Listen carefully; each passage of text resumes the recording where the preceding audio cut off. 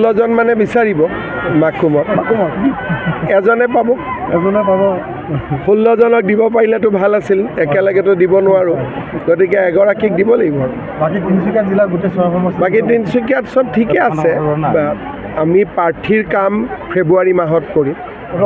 এইকেইটা দিন যোনে যেনেকৈ ৰাইজৰ মাজত সোমাব পাৰে সোমাওক, যোনে আটাইতকৈ বেছি জনপ্ৰিয় হ'ব তাকে আমি টিকট দিম। নতুন মুখ সোমাব পাৰে নেকি? যদি নতুন মুখ জনপ্ৰিয় হৈ আগবাঢ়ি আহে নতুনকো দিব লাগিব। অসমততো নতুন ল'ৰা বা নতুন যুৱক যুৱতী বা মহিলাই পাবই। এতিয়া ইলেকশ্যনৰ সময়লৈকে ফেব্ৰুৱাৰী মাহত আমি আলোচনা আৰম্ভ কৰিম। জানুৱাৰী মাহত আৰু ডিচেম্বৰত যোনে যেনেকৈ পাৰে ৰাইজৰ মাজত সোমাওক। কাৰণ নতুন বছৰত আমাৰ সাংবাদিকসকলৰ বাবে কিবা আঁচনি চিন্তা চৰ্চা হৈছে। সাংবাদিকসকলৰ বাবে কিবা এটা দিছিলোঁ, পোৱা নাই নেকি? এতিয়াও পেঞ্চনটো কম, আকৌ বাকী পেঞ্চনটো মাজত বন্ধ হৈ যায়।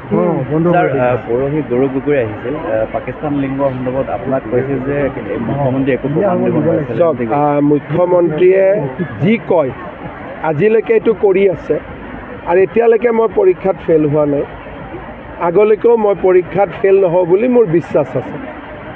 सर क्या लगता है सर, बिहार के तर्ज पर असम में भी इस बार जो नतीजे क्या वैसे ही आएंगे एनडीए के पक्ष में? देखिए, हमारे असम में पहले ही एनडीए सरकार है और मेरा विश्वास है इस बार भी हम अच्छी बहुमत से जीतेंगे। सर, जब प्रधानमंत्री का दौरा था असम में तब गौरव गोगोई ने कहा था कि उन्हें 2 मिनट भी समय नहीं लगा जुबिन गार्ड को याद। ये मैं उनको पूछना चाहता हूँ, प्रधानमंत्री जी असम एजिटेशन का मार्टियर्स को अपना ट्रिब्यूट किया, देश का पहले प्रधानमंत्री, ये क्या बड़ा काम नहीं है?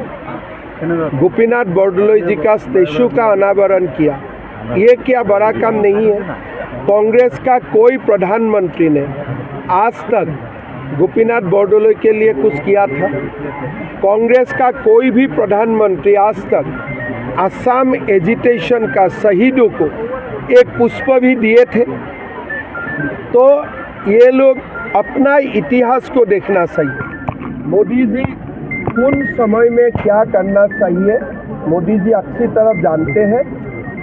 कांग्रेस से मोदी जी को कुछ सिखाने का जरूरत नहीं। सर, हाल ही में खेरानी को लेकर क्या कहना सर? चिंता का विषय बना हुआ है, दोनों पक्ष का बीच में थोड़ा तनाव का माहौल है। हमारा मंत्री भी है, डीजीपी भी स्पॉट में है, लेकिन सिचुएशन तो थोड़ा तो क्रिटिकल है। सर, इंडिया पाकिस्तान बहुत चालू है, क्या অসম পাকিস্তান চাম নাই? চাব লাগিব। অসম পাকিস্তান খেৰণিৰ ঘটনাটো এইটোৱে যে কাৰ্বি ৰাইজৰ মনত এটা ধাৰণাৰ সৃষ্টি হৈছে যে কাৰ্বি আলঙত অনা কাৰ্বিৰ সংখ্যা বেছি হৈছে, তেওঁলোক 35% হয় আৰু অনা কাৰ্বিসকল 65%। গতিকে তেওঁলোকে বিচাৰে যে মানুহক আমি তাৰ পৰা এভিকশ্যন কৰি পঠিয়াব লাগে। VGRত বহি আছে, PGRত বহি আছে, চৰকাৰী মাটিত বহি আছে। বিষয়টো আলাপ আলোচনা আৰু গোটেই বস্তুটো চিন্তা কৰি চাবলগীয়া বিষয়।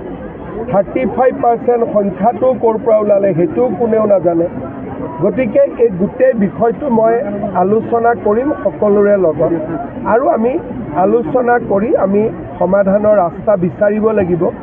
কিন্তু যিটো ধৰণে কামটো কৰিব বিচৰা হৈছে তেনেকৈতো কেতিয়াও সমাধান নহ'ব। গণ্ডগোল হ'ব পাৰে, হুলস্থুল হ'ব পাৰে, কিন্তু হাজাৰ হাজাৰ মানুহকতো মাৰি মেলিতো আপুনি খেদি দিব নোৱাৰে। আমি অসমতে এতিয়া বাংলাদেশীসকলক বেয়া পাওঁ, এটা মাৰি ধৰিতো খেদি দিব নোৱাৰোঁ। সেইকাৰণে গণতান্ত্ৰিক দেশত গণতান্ত্ৰিক নিয়মেৰে কামবিলাক হ'ব লাগিব। মই বিষয়টো চাই আছোঁ, আশা কৰোঁ পৰিস্থিতি ভাল হ'ব।